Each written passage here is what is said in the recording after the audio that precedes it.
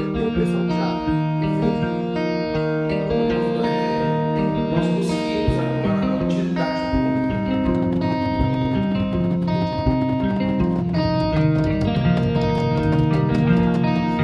se mostrou o quanto é necessário.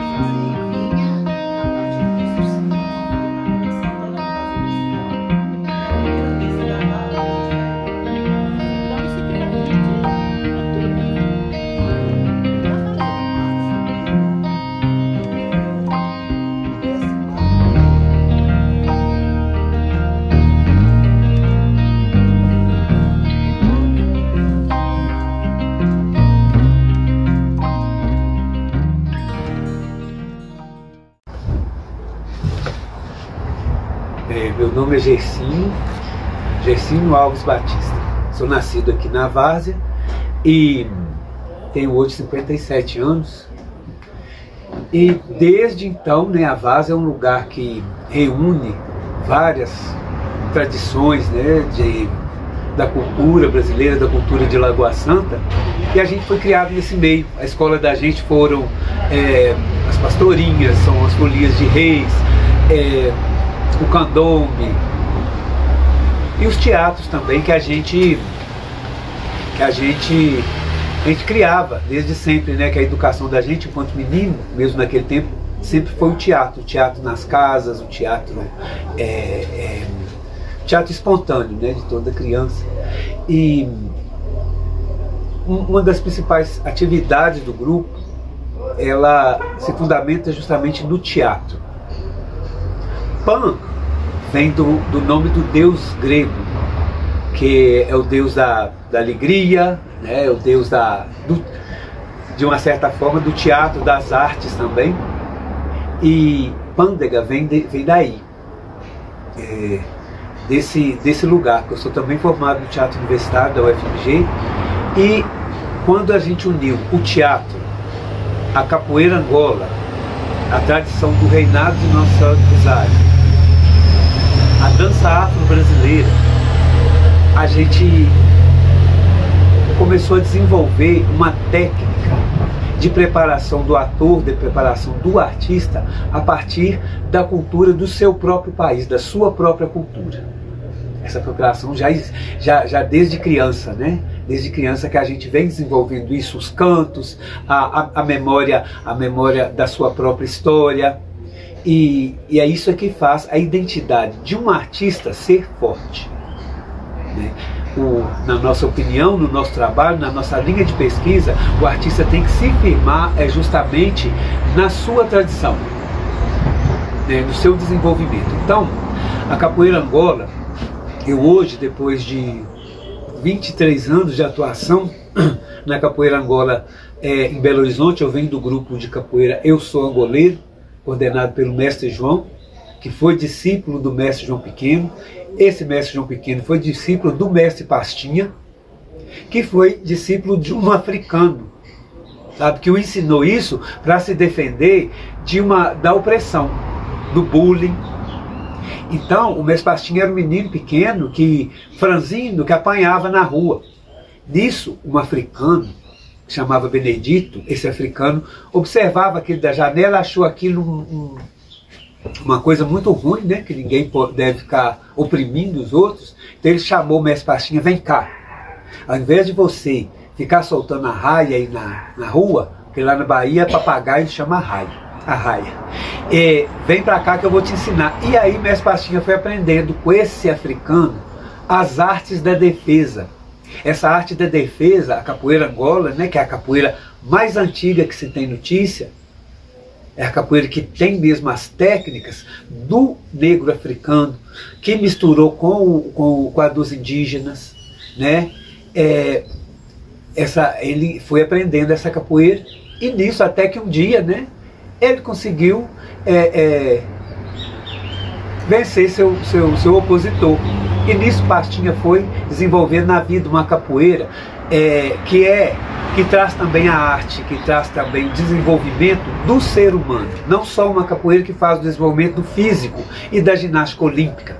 Ela traz o desenvolvimento do ser humano, da alma humana, dentro de uma sociedade onde o negro onde os índios eles são excluídos, que a cultura do negro, a cultura do índio é excluída. Então, toda casa de capoeira, como essa, toda casa de reinado, todo terreiro, é um lugar que se automantém.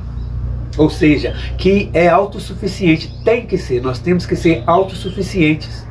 Assim como nós mesmos, né? Assim mesmo como o Pastinha teve que aprender a lutar para poder defender seu próprio corpo, nós temos que aprender as artes, né? A desenvolver a nossa arte, a nossa, que a gente chama de resistência, né? Para poder estar presente. E o que nos garante a existência é justamente essa presença. Aí da capoeira veio o boi da manta. O boi da manta, dentro do reinado de Nossa Senhora do Rosário, é ele que abre as festas. Lagoa Santa, Vespasiano, Pedro Leopoldo, Mucambeiro, essas cidades todas daqui do entorno, elas têm essa tradição do boi. Em algumas delas, o boi hoje já é um trio elétrico, em outras já fica mais nas comemorações religiosas. E aqui em Lagoa Santa, por sermos nós, da Irmandade dos Atores da Pândega, que iniciamos a reinventar essa história do boi, ele traz muito forte a teatralidade. Nós trazemos a linhagem também do teatro de rua, né? do teatro que vai às pessoas, que vai às praças e que muitas vezes surpreende as pessoas ali no seu movimento cotidiano, né? Tá indo ali no supermercado, de repente aparece um boi dentro do supermercado, ou dos lugares onde está passeando, na beira da lagoa ou na praça pública. O boi, assim, às vezes ele aparece de onde ninguém espera. E é muito bacana, as pessoas se empolgam, as pessoas entram no outro mundo, em outra história, no mundo da fantasia, né? Porque todo mundo sabe que aquele é um boi de brinquedo, mas todo mundo corta o boi, todo mundo brinca. Então, com o teatro, com a dança, com a arte, as pessoas saem desse mundo de só obrigação, de só trabalho, e isso é muito importante para o espírito humano, para as pessoas relaxarem, né? Nessa pandemia, inclusive, se mostrou o quanto é necessário a arte para que as pessoas trabalhassem a própria tranquilidade, né? Tanto é que a internet está aí cheia de coisas, cheia de opções, cheia de cursos, cheia de oficinas dinâmicas para as pessoas aprenderem. Então, só aí você vê a importância da educação e da cultura para o desenvolvimento humano, né? Então, a Irmandade, ela vem nascer em 1998. Né? O início dela são com 3 artistas, atores e atrizes, né? São 2 atrizes e um ator, sou eu, a Renata Otto e a Alexandra, pesquisadores da cultura e dessa forma de fazer o teatro, a partir da cultura popular. Desde 98, então, a gente se reuniu nesse espaço mesmo, que então não tinha nada, se reuniu aqui e começou a trabalhar com as crianças do entorno. Não só as crianças também, os mais antigos, porque um trabalho desse envolve todo mundo, né? E com as crianças do entorno. Então, em 98, a gente começou a prática da capoeira no terreiro com os meninos. Começamos eu e o Antônio Sotero, que é da família dos Machados aqui perto. Aí, a partir daí, todo ano, a gente faz essa brincadeira do boi. Nesse ano, principalmente, juntamos os meninos, né, mas não tínhamos instrumentos para tocar. Acontece que a gente vem de uma tradição de escolas de samba muito antiga, desde a década de 70, não é tão antiga, né, se for falar na antiguidade, desde a década de 70, do desfile de escolas de samba. Mas nos anos 80, isso ficou abafado. Depois dos anos, do início, do final dos anos 80, início dos anos 90, isso ficou abafado, não existiram mais, as escolas foram impossibilitadas, assim, acabou, né? Não sei por qual motivo. Então, quando a gente começou o boi em 98, a gente não tinha instrumento. Os instrumentos estavam guardados no iate. Todo mundo conhece o iate, né? Essa construção aqui na beira da lagoa. Então ali, como não tinha sede, né? Como não tinha, os espaços internos do iate eram cedidos para a gente guardar esses instrumentos. Acontece que o quê? Ficaram guardados ano após ano. Aí as enchentes, né? Foi enchendo, aí entrava água, entrava... no final das contas, eles estavam todos soterrados, debaixo da lama que secou. Mas, meninos, vocês já viram, né? Sabe de tudo. Os meninos chegaram, olha, assim, tem uns instrumentos que estão no iate, estão enfiados dentro da lama. Ah, tá, então vamos lá. E fomos lá e resgatamos muitos e muitos instrumentos. Era surdo, reco-reco, tarol, ripnique, muitos instrumentos. A gente limpou tudo ali mesmo na beira da lagoa, trouxe, recuperou e usou, e saímos no nosso primeiro carnaval.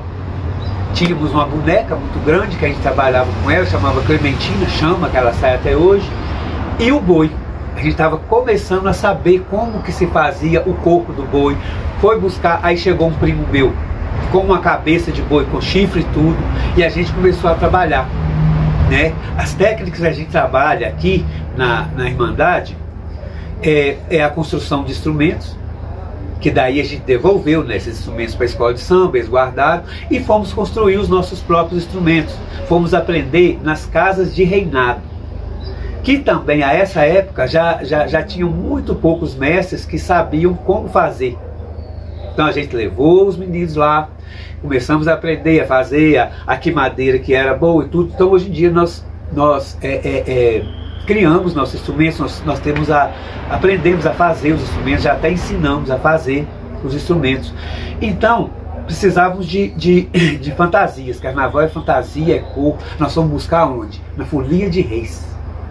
A Folia de Reis de Lagoa Santa, ela tem 3 personagens básicos, que é o menino, o velho e o bastião. O menino às vezes chama Giló, o bastião é o do meio, né?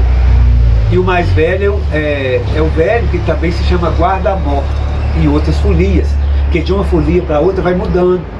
Às vezes muda um canto, muda um ritmo, uma coisa. E então nós vamos buscar ali, né? Essas máscaras são bem definidas nesses personagens. No boi, a gente começou a criar as mais variadas máscaras. Aí nós buscamos vários personagens a partir daquele formato das máscaras da Folia de Reis.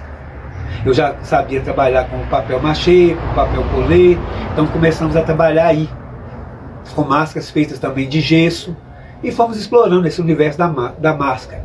Tudo que a gente faz, a proposta é que as pessoas aprendam, porque é ali que é a escola, né? A escola popular funciona assim, a partir da necessidade, a partir da prática, a gente constrói. Que por acaso, isso é uma escola popular do Brasil, mas que coincide com a filosofia das escolas Waldorf, criadas por Rudolf Steiner, na Alemanha, para operários na época, que estavam defasados no ensino.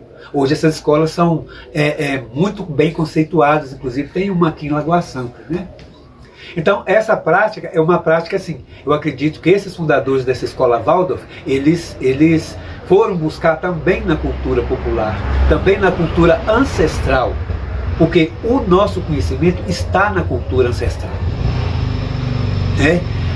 Nós precisamos de estar olhando para o futuro, mas com os pés no chão e virados para a nossa ancestralidade. Tem um personagem que é muito bacana, que também é um totem nosso, né? Que é também um personagem que a gente gosta de trabalhar, que é o Curupira. O Curupira tem os pés para trás e o olho para frente.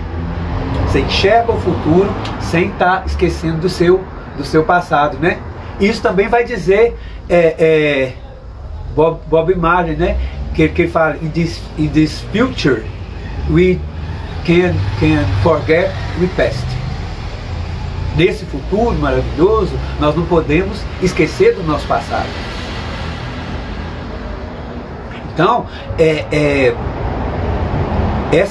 por aí que vem as coisas da Irmandade, da Capoeira Angola, né, que a gente vai se aliando com técnicas e práticas que tem a ver com o nosso desenvolvimento também, como que a gente pensa, né, nessa linguagem da arte, não é isso? E é uma riqueza muito, muito, muito grande, se todo mundo parar para ver, sabe? Numa folia de reis, por exemplo, são as máscaras, aí são os cantos que são particulares ali daquela manifestação.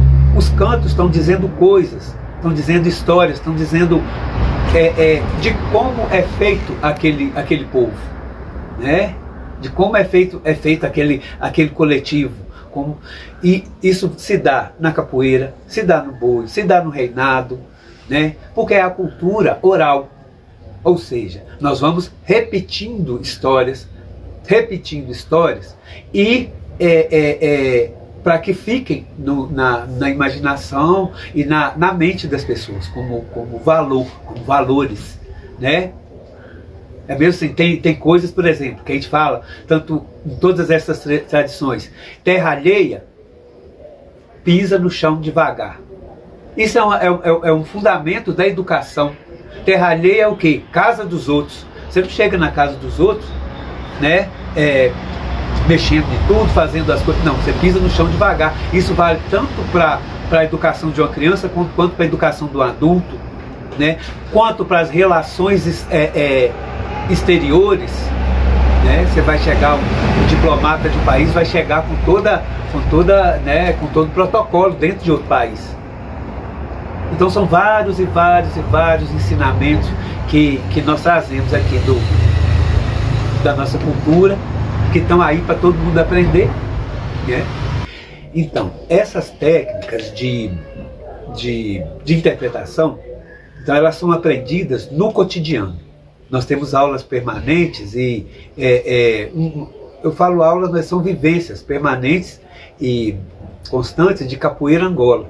Dentro da capoeira a gente vai aprender a tocar, a cantar, a interpretar também, né? E a se movimentar, a expressão corporal. É daí que a gente tira. E nós vamos buscar, primeiramente, o primeiro espetáculo, o primeiro trabalho nosso foi o boi, aqui em Lagoa Santa, né? Foi o boi, e dentro do boi a gente trabalha muito improviso, de situações de rua. A gente chega nos lugares, a partir dessa liberdade que a capoeira dá a gente de se mover, fazer, de tocar e cantar, a gente chega nos lugares e trabalha muito a improvisação, a partir de temas fixos, né? Por exemplo, se a gente chega num bar, aí a velha história da mulher que busca o marido no bar, aí a gente já faz uma história com aquilo, já vai criando aquilo. E se a gente chega na rua, aí a gente vai vender o boi, tem a venda do boi e tudo, em cada lugar ela se dá de um jeito, né? E aí a gente vai desenvolvendo essa coisa, depende do que se apresenta e do lugar que a gente chega.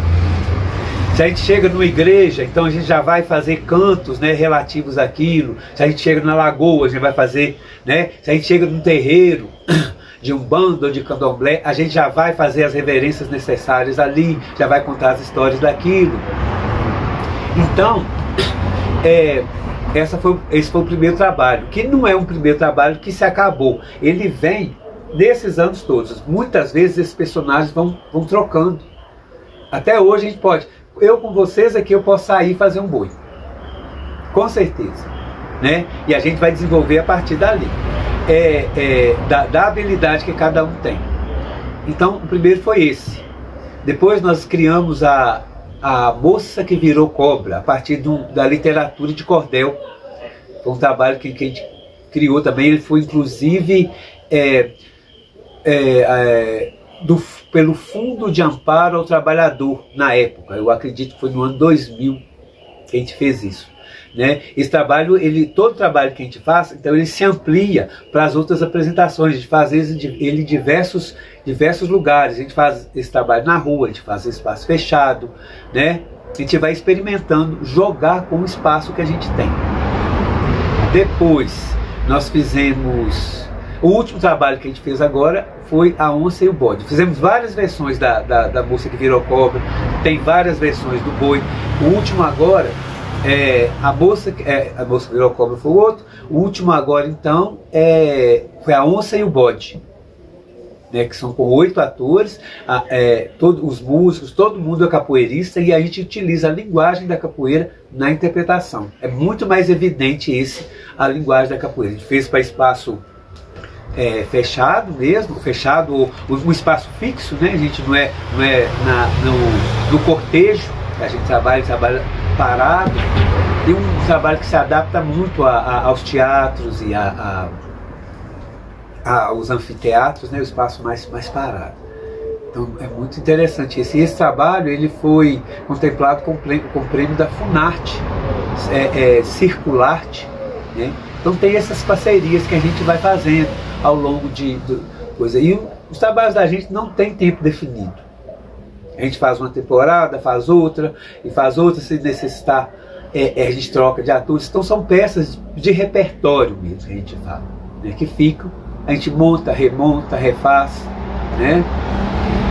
Temos agora então, nós temos uma oficina permanente também de dança afro-brasileira, onde a gente estuda os ritmos fundamentais da cultura iorubá e da cultura banto, também os ritmos do candomblé, os ritmos que são a base da música popular brasileira, que são a base do pagode, a base do funk, a base da bossa nova, né? Então tá ali, que vem se envolvendo e vão formando essas coisas. Tem esse trabalho permanente, que inclusive a gente vai apresentar, né, agora essa live no Terras de Luzia, vai ser no dia 6. Então a gente tem esses trabalhos. Fora trabalhos individuais meu, que eu trabalho estou numa pesquisa com trabalho sobre a obra de Guimarães Rosa, né, que chama Meu Tio Iauaretê, que conta a história de um habitante daqui das Gerais, de muito tempo, que se transforma em onça. Por coincidência, todos os trabalhos da gente existe uma transformação, né? A metade bicho, a metade gente. Primeiro é o boi, o homem-boi, que é a partir também do mito do Minotauro e do boi da manta também, que são todos misturados. Depois a moça que virou cobra, porque falou mal do padre Cícero. Depois a onça e o bode, né, que são bichos do tempo que os bichos falavam, então tem esse caráter humano também dessas coisas. E que é isso que a gente trata dessa mistura que é também o povo brasileiro, da mistura de referências, né? Nós temos a referência portuguesa muito forte na nossa religiosidade, mas que também é muito forte dos africanos que foram trazidos, também da religiosidade, da arte. Então todas as culturas que fundamentam o brasileiro, elas têm uma importância e elas tratam de um universo. E que na verdade, quando você vai ver na origem, esse universo ele é comum, né? Que o povo europeu também é misturado. Os árabes estiveram na Europa por 4 séculos, né? Principalmente no Mediterrâneo. Então a formação de todos os povos, ao que se tem notícia, eles têm origem na África, né? África com grandes impérios, do Império do Egito, né? Impérios maravilhosos ali, e que são de uma importância muito grande, trouxeram uma força muito grande para essa cultura que se organiza aqui. Eu gosto muito da capoeira porque ela traz isso tudo, né? A língua, né, portuguesa, ela traz um movimento que vem do africano e traz dentro de um espaço do índio. É uma língua do branco, movimento do dedo, e numa terra de índio, né? E essas coisas, elas também são móveis, elas são flexíveis, como é também a capoeira, porque a língua também é do negro, né? A terra, né, passa a ser do branco, né? E o movimento vai para os índios também, porque é o movimento de resistência, que é o povo que mais tem resistência, né? não sei se mais, mas que tem uma resistência muito forte, são os indígenas, que precisa de ter essa resistência, de que estão mais confinados nas aldeias, né? Que essa língua também é do índio, né? Que quantas línguas que são do indígena aqui no Brasil, totalmente desconhecidas, né? Que poderiam estar sendo conhecidas, que são... o movimento é do português também, porque a capoeira ela traz elementos também de navalha, de outras coisas, né? E a língua do negro. Então essas coisas vão misturando e vão compondo a gente, porque a gente não precisa de ser africano, a gente não precisa de ser português, a gente não precisa de ser índio, mas a gente precisa de reconhecer essas coisas dentro da nossa formação, saber que somos diferentes, diferenciados, na verdade. Somos diferenciados de todos os povos, porque isso é identidade. Todo povo é diferenciado um do outro. Se você vai para a Europa, muitas vezes na França, se você fala com um francês, apesar dele saber falar inglês, ele não é muito assim, não é com muito boa vontade que ele responde com outra língua. A identidade na Europa, que eu falo do exemplo dos europeus, que são fortes nisso, em preservar a própria identidade, né? Os europeus, por exemplo, eles não destroem as suas construções antigas para colocar uma nova. O que acontece lá na Europa, às vezes, quando tem uma fachada só preservada e um edifício atrás, é porque com o acontecimento da guerra que destruiu, eles vão e aproveitam só aquela frente, né? Você vê em Roma, por exemplo, você vê edifícios, prédios de várias épocas. Desde lá do Império, de antes do Império Romano, daí vem do Império Romano, aí vem do Renascimento, aquilo tudo comunga no mesmo espaço. Ao passo que uma mentalidade um pouco distorcida do nosso povo faz com que o nosso patrimônio seja destruído para se colocar uma coisa moderna na frente. E o que é modernidade? Em função de um futuro brilhante, em função de alguma coisa que seja a nova arquitetura de Brasília, a gente destruiu igrejas do nosso centro da cidade, sendo que havíamos espaço para colocar igrejas em outro lugar e tudo, né? Todo o centro cultural, o centro de Lagoa Santa está destituído de seus casarões, e os casarões, eles são a memória. Não só os casarões, né? As árvores também, as mangueiras, os abacateiros, os jabuticabeiras, que isso tudo não é daqui. Isso tudo foi trazido por pessoas para poder o quê? Alimentar esse povo. Então, se hoje você vê a Várzea, o Brante, o centro permeado de alagoinha, tudo permeado de árvores, desse tanto de árvores, de abacateiro, árvore frutífera, isso tudo foi trazido por um povo que veio para cá em função de uma ocupação do espaço. Isso aconteceu na época em que foi celebrada as primeiras missas, nos primeiros momentos da ocupação, onde aqui era só cerrado, né? Onde a Várzea era só uma vegetação assim, entre Mata Atlântica e cerrado e tudo, e aí vislumbraram assim, vamos trazer para esse solo aqui que é tão fértil, vamos trazer essa cultura, porque alimenta a cidade, né? Das culturas e tudo. Então isso tudo tem muita importância. Cada árvore, ela conta uma história. Cada casa, ela conta também uma história. Isso tem que ser, isso faz parte da memória da gente. Então, a Irmandade, ela tem vários parceiros. Não só, porque a gente, o que a gente aprendeu com o reinado. Numa festa de reinado, por exemplo, ela se faz assim, não sei se vocês conhecem, mas se eu tenho uma guarda de reinado, eu faço minha festa hoje, aí eu trago 5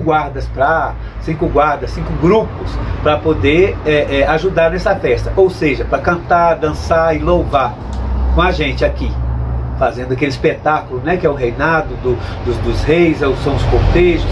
Quando essa outra guarda que veio aqui faz a sua festa, nós vamos dar um jeito de ir lá. Todas as 5 se reúnem lá. E assim vamos fazendo, um fortalecendo o outro. Basicamente é isso, essa troca de coisa. E são vários núcleos, essas 5 são núcleos, ali as 5 tem outros núcleos, tal. E aí, a gente aprende isso também, né, como técnica de resistência, a formar parcerias firmes, e que não são só baseadas na questão do dinheiro. Existem várias formas de fortalecer um ao outro. As trocas possíveis não são só trocas por dinheiro, que vai me pagar para eu ir lá e vai pagar, não, né? São trocas assim, são acordos, são ajudas. Eu posso ajudar com um tipo de infraestrutura, aí a prefeitura vai me ajuda com uma outra coisa, aí a Filmes de Quintal, no caso, vem e ajuda com uma outra coisa. Por falar em Filme de Quintal, é uma associação que vem junto com a gente, se formando desde o ano de 98 mesmo. Tem pessoas comuns entre coisas, tanto entre a Filmes de Quintal e a Irmandade, da Irmandade da Guarda de Moçambique, 13 de maio, desses lugares e dos saberes tradicionais da UFMG, dos grupos de teatro. Então é uma troca constante. Muita gente vem para a Irmandade porque quer aprender a forma de trabalhar, quer desenvolver isso, e vai para seus grupos e coisas. E uma parceria interessante foi essa parceria do audiovisual, que essa equipe do Fórum Doc, que é um festival do filme documentário etnográfico, que quer dizer o quê? Que são filmes que registram, não são filmes como esses de ficção, filmes que passam na TV, mas são filmes que registram essas tradições, a tradição dos indígenas, dos africanos, dos quilombos, e é uma escola pra gente, né? Então vai na mesma linhagem da gente. Então Filmes de Quintal, que organiza esse Fórum Doc, eles vêm caminhando junto com a gente, e são propostas. A forma deles ajudarem a gente muitas vezes é trazendo uma formação no audiovisual, na área da filmagem, do registro né, com a câmera, na área da edição, da dramaturgia, trabalhar a dramaturgia também, roteiro, né? Aí não é dramaturgia, o roteiro. E então tem essas formações periódicas, né, a partir de editais que eles também fazem. Então trazem isso. Então isso ajudou a gente a fazer 2 filmes principais, né? A gente faz vários experimentos, mas fizemos 2 filmes principais. O primeiro se chamou O Boi Foi Beber Água Até Chegar no São Francisco. Ele foi realizado por volta de 2010. E a história dele é uma viagem dos integrantes da Irmandade até o Rio São Francisco, visitando a casa das pessoas, dos mestres e mestras, onde no início da formação do boi, eu e a Renata fomos pesquisar. Então 10 anos depois, com outra turma, outro povo, que aquela primeira turma já tinha ido, já estava fazendo outro trabalho, nós fomos revisitar essas pessoas com o olhar da câmera, que aí a gente já tinha feito oficinas, já estava aprendeu um pouquinho a filmar, e nisso nós produzimos esse filme, O Boi Foi Beber Água. Visitamos a Guarda de Moçambique, 13 de maio, em Belo Horizonte, que foi onde nós aprendemos a fazer o corpo do boi. Visitamos Dona Divina, no Quilombo do Matição, que o Quilombo do Matição, como referência da cultura negra, ele é a principal referência. Eu não digo a principal porque tem influência de outros também, da Serra do Cipó, mas uma referência que hoje permanece, né, que é do Quilombo do Matutição, porque muita gente de Jaboticatubas ocupou Lagoa Santa, principalmente da comunidade negra. Lagoa Santa e Jaboticatubas e da Serra do Cipó ali. Então, essas pessoas vieram trazendo a cultura. Inclusive, essa família, as famílias daqui, a família dos Machados, ela vem de Jaboticatubas, que é a família do Sr. Luiz Machado, que já foi Luiz de Paz, e dos antigos que trouxeram um dos candombes aqui para Várzea, né? Então, a gente tem essa herança, a gente tem esses candombes aqui, esses instrumentos, e a gente toca nesses instrumentos também, está aprendendo. E essa segunda visita foi na casa dessa mestra. Dali a gente partiu para o Rio São Francisco, para a cidade, da cidade de São Francisco, né? E para visitar a dona Maria do Batuque, né, em São Romão, na cidade vizinha da cidade de São Francisco, entre o Rio e São Francisco. Na Dona Maria a gente aprendeu essa teatralidade também, essa diversidade de personagens de cada boi. E cada boi tem a sua diversidade de personagens, porque no boi o que acontece? O boi ele vai representar a cultura do lugar. Então você tem boi de lá do extremo do Rio Grande do Sul até lá em Manaus, né? É o boi de Parintins, é o boi de Mamão, né? É o boi da Manta aqui. Então cada lugar vai ter seu boi. Por aí vocês veem, o boi daqui é muito diferente do boi de Pedro Leopoldo, que é diferente do outro. Então a gente foi aprendendo com isso, essa diversidade, e aprendeu a representar esse povo aqui, a cantar, a criar cantos para esse povo daqui, né? Isso foram um dos filmes. O outro se chama Tança, que foi realizado justamente no Quilombo do Matição e que foi uma parceria com a Fundação Palmares. E era um edital para falar dos sexagenários, pessoas acima dos 60 anos, e lá existiam 6 sexagenários que contavam uma história de uma ancestral, né? A tia-avó deles todos, que tinha ensinado o candombe para as crianças. A cultura africana veio a partir dessa ancestral, né? Então nós contamos a partir das histórias dos meninos, né, de mais de 60 anos de lá, a história dessa ancestral, os casos dela. Cada um tinha um caso que tinha ficado. Daí a gente conseguiu materializar essa pessoa, que chamava Constança, chamava ela de Tança. Então esse é o outro filme que a gente tem.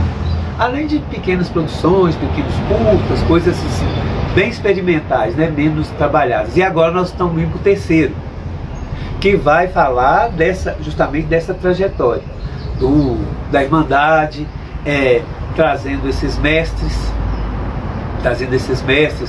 essa relação da Irmandade com esses mestres, com esse conhecimento antigo, com essa valorização dos tatas, dos pais da gente, dos avós da gente, né, do conhecimento desses avós, em todos os sentidos, né, do conhecimento cultural, que também é o conhecimento de ervas, o conhecimento das benzeções, o conhecimento das histórias, enfim, de tudo, né, da cultura brasileira, que é também a meta de um encontro que a gente fez 16 anos.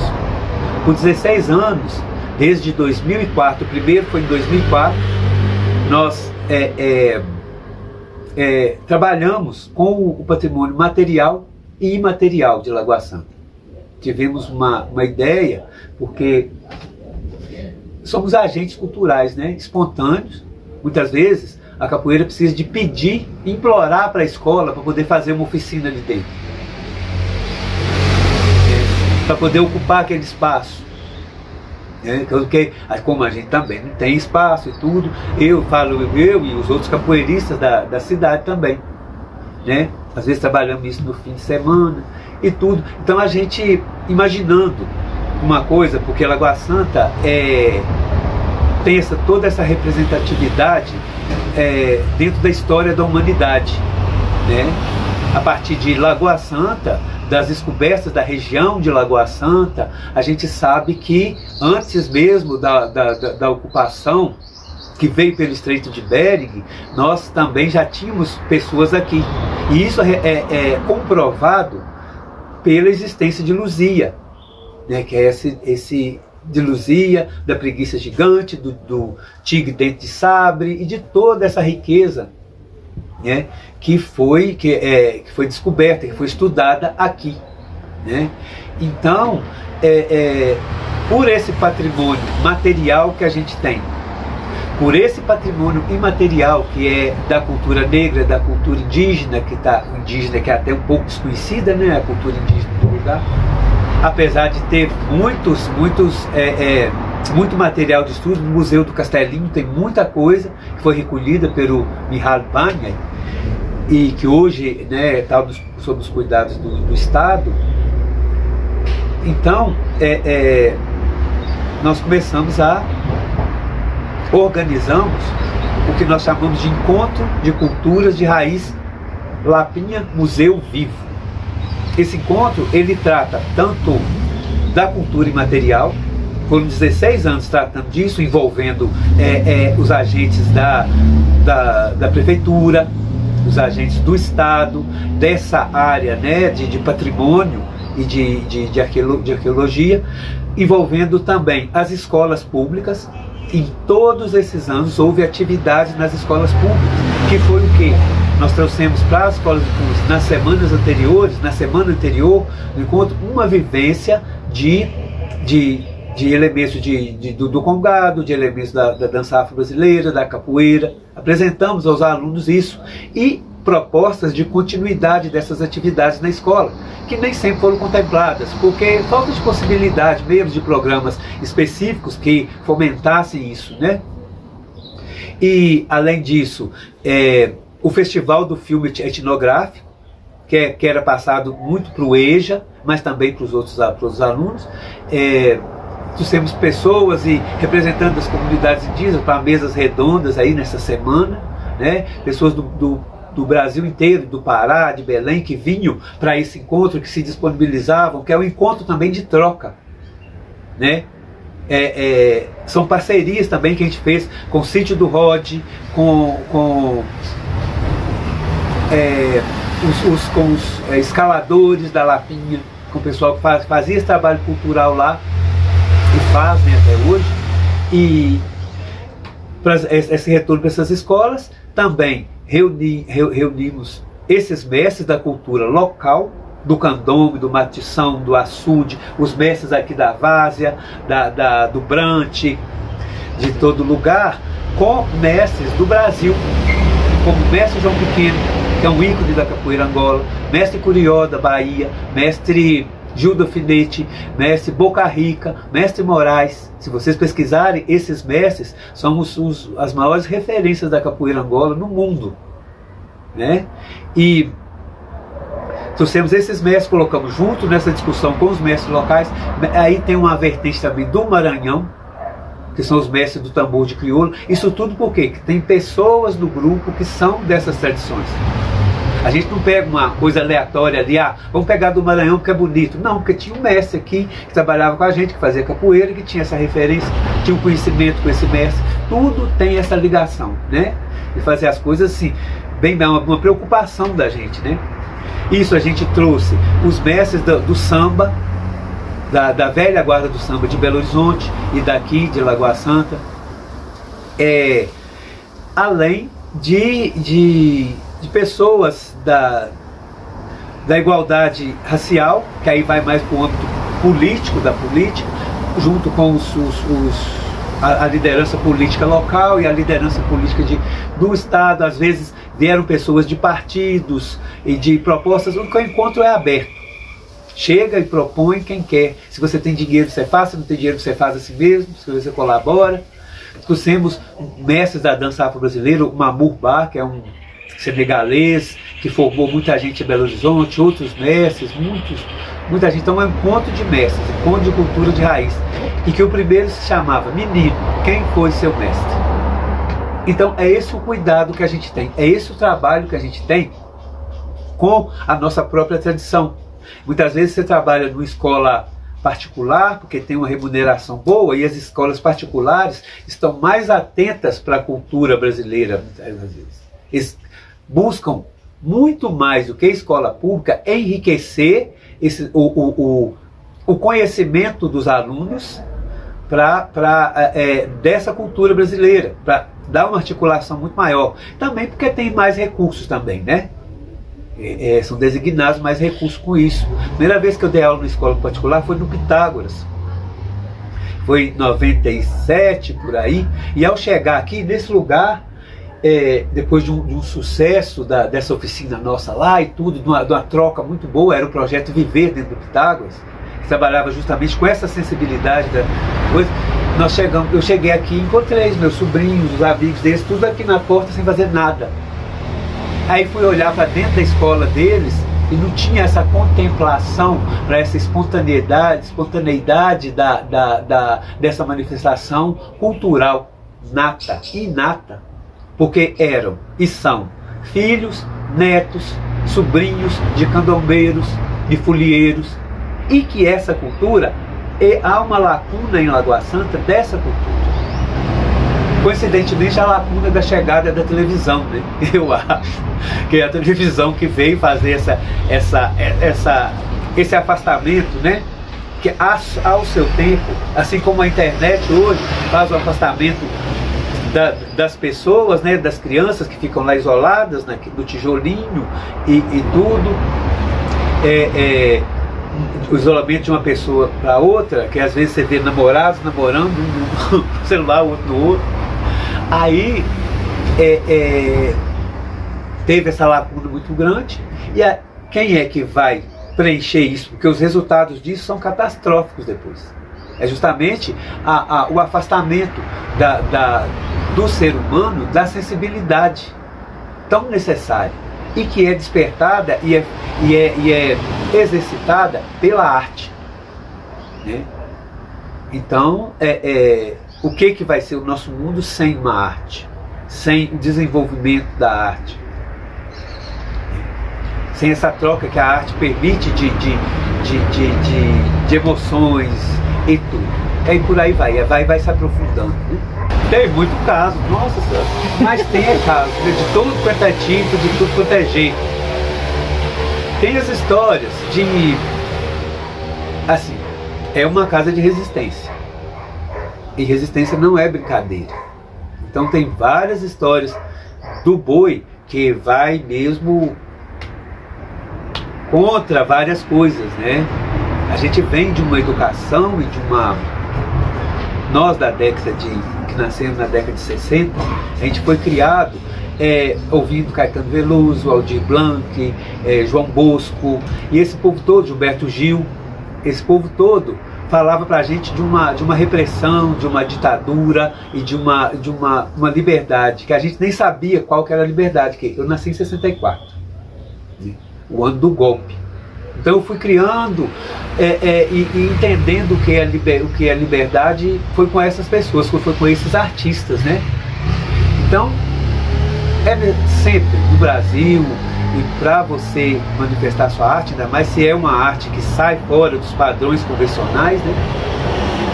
Então tem muitas histórias de real embate, em que o boi precisou muitas vezes de usar o chifre para poder vencer o preconceito, para poder vencer a opressão política.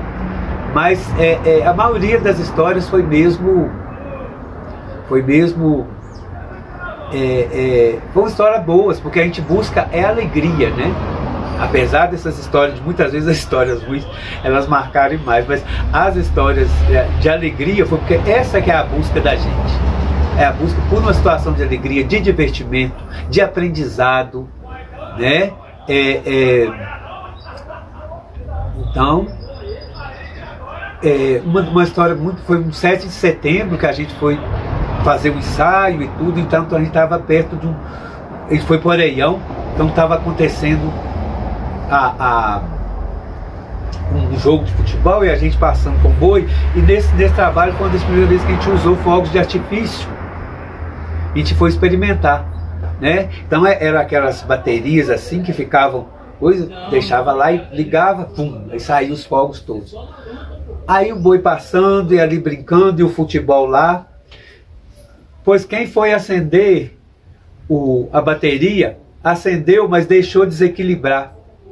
Esses fogos de artifício começaram a sair no meio do jogador de futebol, e era gente correndo para todo quanto é lado. Que é isso? Jessi tá pondo fogo no Areião e tudo. Graças a Deus ninguém machucou, né? Mas assim, são várias e várias histórias. Isso aí é muito engraçado. E a partir daí a gente vai convivendo, né, com o bairro, convivendo com a história do bairro, né, quebrando alguns preconceitos, colocando algumas outras coisas, por exemplo, né, as pessoas vão entendendo mais que tudo que foi usado, né, contra o negro para desmerecer a imagem do negro, né, O negro aqui em Lagoa Santa, os que eu conheci, não usavam vermelho. Preto de vermelho, eu lembro disso aqui, as pessoas falando. Aí é tão bonito você ver os africanos, né, empoderados, usando alaranjado, vermelho, né? Aí de repente um boi sai na rua com esses pretos cheios de chita e disso aí. Isso é uma coisa muito bonita, é uma resistência também, só o uso dessa chita, né? A chita é uma resistência às flores, os florais, né? Você vê mais na Europa as pessoas andarem coloridas do que aqui. Aqui umas coisas muito escuras e tudo. Isso tudo é uma repressão, né? Os cantos, você sair e cantar na rua, você se manifestar pelos cantos, você se manifestar pela dança, que é tão necessária, né? Nietzsche fala que ele só acredita, tem uma palavra de Nietzsche que ele fala que ele só acredita no Deus que saiba dançar, né?